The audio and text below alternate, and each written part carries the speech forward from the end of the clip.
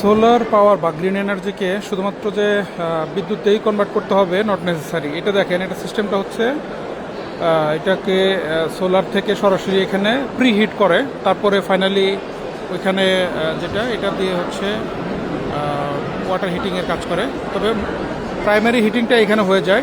আমি এটা আরও একটা অপশন দেখাচ্ছি, সেটা দেখলে আরও একটু ক্লিয়ার হবেন যে কীভাবে সোলার পাওয়ারকে ওয়াটার হিটিংয়ে কনভার্ট করা হচ্ছে এই এনার্জিকে।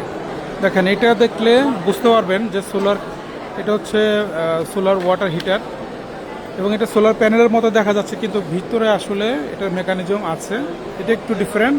এই জন্য বললাম যে সোলারকে শুধুমাত্র বিদ্যুতেই তো কনভার্ট করতে হবে নট নেসেসারি।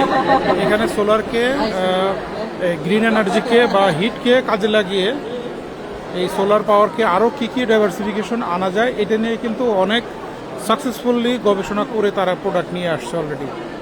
তো আপনারা ইন্টারেস্টেড থাকলে কমেন্টে জানাতে পারেন।